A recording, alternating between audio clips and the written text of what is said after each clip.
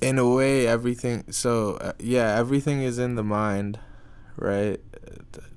Definitely, everything is in the mind.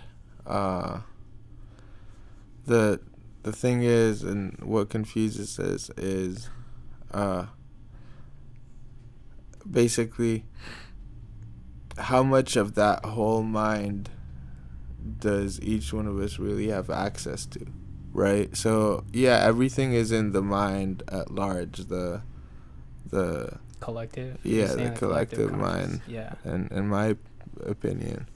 Yeah. Um, but each one of us, in a way, has access to a very limited amount of information of that collective consciousness, right? Yeah. And I think I needed another joint for that kind of conversation, Yeah, me too. but but I would say sometimes it's like really difficult to just try and talk about, philosophies like that, or ideas and ways of looking at the world like that. Yeah. But I do think that I do think it's just it's something that's beyond our knowledge, in a way. But there's I think we were saying earlier too how there's different writings or symbols that can be used to sort of guide you in that direction yeah, of understanding, I think. But I don't know if there's a like, I feel like it's a, there is symbols, definitely, yeah. like speaking of for example, the ancient Egyptians, they viewed this one energy of love and music uh, as a woman. I think that woman was the symbol, her, that goddess, whatever. Her name is Hathor, and I think they needed to personify it. They needed to draw it as a woman, as something that the any person would be able to basically manifest in their mind or Within think their own about. self. Yeah, because Yeah. when you tell someone it's an energy like that, sometimes it's too abstract for us to really personify it and bring it to life. Because You it's know? intangible. Like you can't see it. It's Yeah, more like something you feel within. exactly. And Yeah. that kind of is what I did with alternative matter. I made these certain energies that I constantly would invoke for my music to be tangible, to be personified as this character. Yeah. And I think we also talked about this too, how well, earlier, about music. And music, you, when you're creating, you can um, make a certain person feel a certain way by using sounds. And Definitely. I guess that's what you're trying to do is, well, whenever you're creating, have that certain energy and try and exp- uh, explain it in a tangible way. Yeah, I first of all, there's like a science to it, Yeah. like like certain frequencies that can trigger your brain in a specific way. Yeah. Um, there is also, um, I would say, not just frequencies, and being very engineering and mathematical about it. There's also feeling and intuition. You can pick up that drum right now and give me a really groovy or a really happy vibe, or a really dark and threatening kind of vibe off Yeah. of that drum. And there was no there I mean yeah, there was no calculation behind what you did. It was all intuition, right? And I think before we started recording, we were talking about the yin and yang and that duality of life. And for me, I'm kind of thinking of it in both ways. Yeah. Yeah. Trying to go about my music in a very intuitive way, whatever my mind at this very moment. If I trust it, then I know what it's telling me is right. And if it's telling me to go about and do this sound, it's not even sometimes telling me, it's just me actually doing Just it. doing It's it. that I think that, yeah, that's like sometimes how intuition works, I guess, or will. And doing it for to I would say translate that energy or that vibe into the form of sound. Hmm. um and there is other ways of also, after I have done this part, going to the audio Visual and going to this, like the track that I just made, or like the music that I just made, and tweaking the frequencies to hit the number that I wanted to hit for that specific part. yeah, or for that specific energy that I want this song to resemble, Mm. you know. So I would get something at 432 if I, you know, If you feel like it's sort of that tone or frequency. yeah, Yeah. something more natural. Yeah. And then there's other numbers that could make your way or trigger your way to, or your brain to work in some sort of way.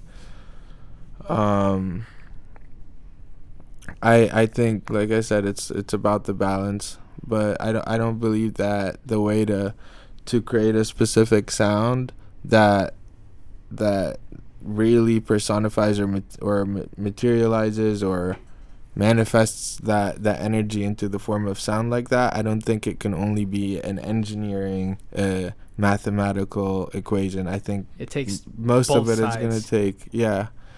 I think the bigger part is the intuitive part. The bigger part is the listening to what your inner rhythm is saying right now. Yeah. That's really what it is. And I feel like intuition, you can tap into it and feel that you're going in a good direction. Say, like, if you're making something, you can feel like, oh, this is the right kick I should use, or this is the right. You just feel it. Definitely. Yeah. And you know what, too, since you said everything's in the mind, and I truly believe in that, sometimes, I end up not even having to look for that sound that much. Like, sometimes, It just happens. yeah. Yeah. So let's say I'm going for because alternative matter is multiple energies. I only got to really talk about the more rebellious one, but that energy that, for example, I would say resembles love and creativity and art. Mm. I would also definitely add that into the mix. It was one of the big components that created that character as well, Yeah. along with the non-conforming kind of rebellious warrior type of energy. And I kind of forgot what the question was. We're just going base. We're just flowing. Hey, We're just flowing. but Yeah. I basically, I think I had brought up that energy too, to explain that It's not just the rebellious. There's different types of energies that you want to, I guess, be tangible, like within what you're making. yep, Yeah. definitely, So that people can feel those different types of energies. yep, definitely. And I believe that, for example, if I really feel that energy of love right now, then whatever I make is going to come out translating that energy, right? Yeah. That brings me back. I now remember what we had just talked about. It was, we were talking about sounds and how certain sounds sometimes just come to you at the right moment. Yeah. Right. So if let's say if I'm carrying a lot of aggressive energy, a lot of aggression, and I'm trying to translate it into this form of sound, since, like I was saying, everything's in the brain. I feel like a lot of the times, not always, but especially when I'm really, really going off of will and off of creative release, I end up finding the sounds, like they end up coming in a way. Like the first kick I'll end up like listening to, or like one of the first few will be the right one. The first preset on my synthesizer, or the first couple tweaks on my synthesizer without thinking, without any calculation, will end up taking me to that sound that I'm actually going for. Yeah. You know, and that's basically what it is. The universe really interacts with you based on what your mind is thinking right now. You know. Yeah, and I also heard it explain how people are sort of antennas, I think, and they're picking up certain frequencies and Definitely yeah. taking in, and yeah, we Yeah. can say antenna. I like to, I actually Or like some sort of I like the word filter better. filter. Yeah, because we take things in and they come out. Except like Yeah. some people work that's why I think kind of like spreading love is a really good thing, because you can't control always getting love. You'll get it definitely in your life, but at some part or another you're gonna get hit with some negative energy. Yeah, right? for sure. And if you end up translating that energy is gonna kind of latch on you, right? Because we take energy in and out, and As within, so without. yep. And as if we're able to basically release that energy, that negative energy that we took into something good, into something positive, Transmutation and stuff. yeah, that's where I'm saying that's where we can actually become like a filter for this universe, Yeah. right? And then Okay, I see that explanation. I would say most people, and that's what's normal, is that when you take some negative energy, you end up flashing it out. Yeah. Right? And not necessarily to the person that, like, let's say someone's boss just yelled at them. They go home and they end up yelling at their partner because they can't really yell at their boss. Their partner is like mad now, so they end up yelling at the pet. Yeah. You know, it's a lot of times we just end up moving that negative energy from one place to the next. But I think being able to harness it and turn it into something positive, that's when we can really act like a filter to that universe. And unfortunately, you also have people that will sometimes take good energy and turn it into something negative. Yeah. You know? What this is just kind of off topic, but what I'm seeing is, I guess in the mainstream, you would say, I don't know. It's more sort of that negative energy. And as far as like they're promoting guns and they're promoting sort of violence, the youth to the youth, I think. And I don't know this, if let's put on our tinfoil hat, if it's sort of a plan or if it's a way of sort of controlling the population. I don't know. I have to admit, you can't really blame the artists for that. You think so? I'm 110% against blaming the artists. Yeah. Because how I was explaining right now myself with, like, let's say I have this love energy right now in me. Yeah. And whatever I'm gonna make is gonna come out carrying that energy, right? Yeah. But you have to look at humanity as a whole, as one person, let's say, because that is the collective consciousness of humanity. At this point in time, if humanity was one person, and humanity was to make a song or create some art, it would come out pretty fucking violent and sick, and that's just resembling how we are as a species. I don't think you can really blame the artists who are translating that energy that they have been born into and making it into sound. I think if humanity is progressing, if humanity is going into the right direction, you'll be able to tell based off of the art that is that is actually popular and that is basically taken in by most folks. But basically what music really is it's always, and what it's always going to be, it's going to be a sound manifestation or a sound translation of energy, the energy of the creator of it, you know. Yeah. And if humanity is creating this bullshit, it's not, you can't blame it on the mainstream people too are making money because they know that this is the energy that's selling, this is the vibe that is selling. Yeah. So they keep it going, and people keep buying it, or people keep listening to it because this is the energy that we're in. So fixing the music isn't really going to fix the world, but fixing the world is going to fix the music. Yeah. You know? Yeah, and these same artists that you might be seeing doing negative shit, let's say, if they truly are artists and they move with humanity the way it moves into a good or more positive mindset, you'll see those same artists translate that vibe into sound as well, and making something that's more positive now, or something that's deeper or with a better meaning. You know, if they truly are artists. Yeah.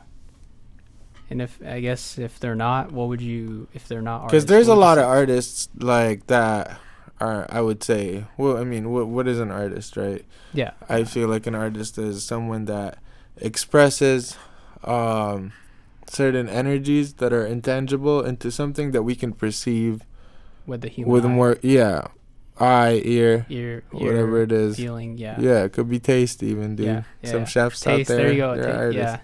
So, but as long as it's really expressing an energy that the creator is feeling, and translating it into a more tangible thing, right? Yeah. So, some artists, when they make something and some people think it's negative, or some people think it's too violent, or whatever, they're translating their reality. You know, a better thing than to shut them up is to actually help their reality. You know. Yeah.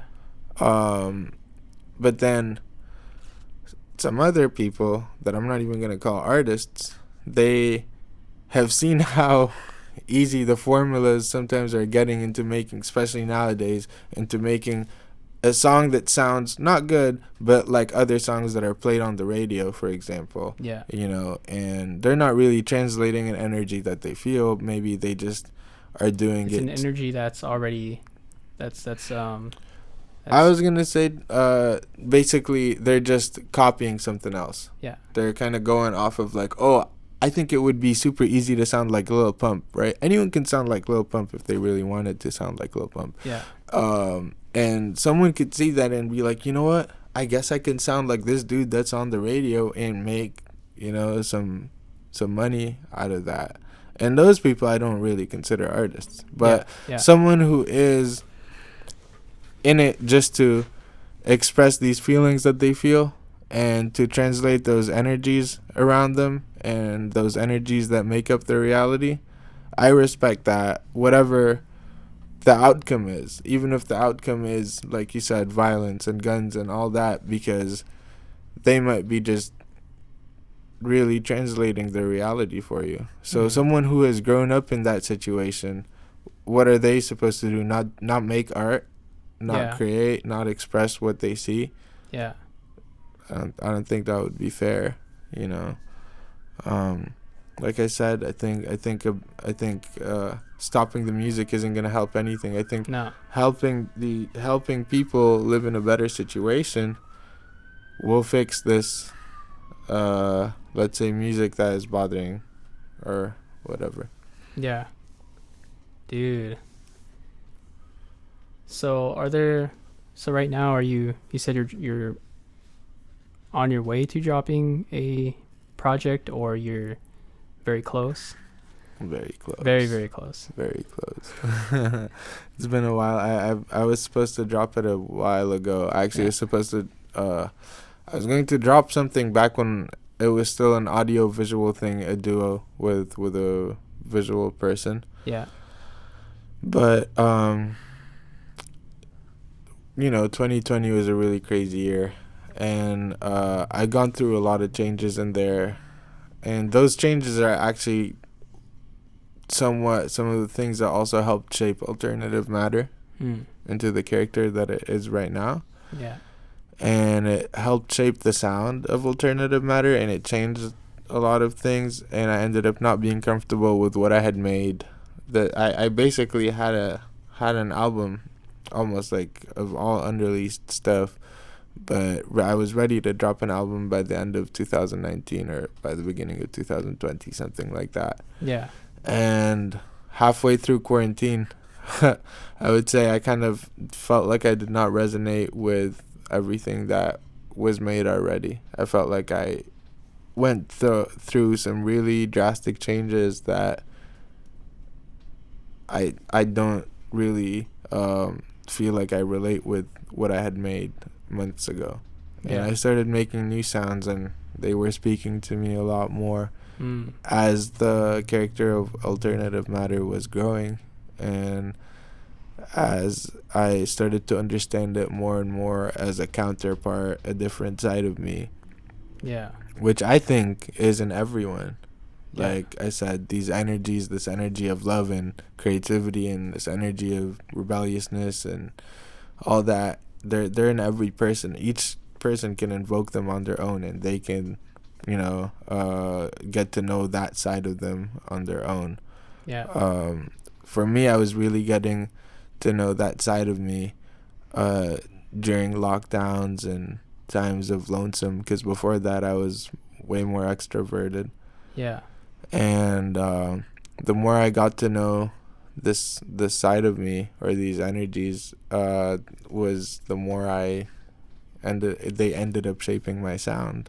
And now I actually have the music ready. I'm in the process of filming something for it. Yeah. And as soon as that is done, it will be out. I'm hoping early February, but I don't have a specific date. Yeah. But everything will be announced in due time. Dope, man. Thank you. Yeah.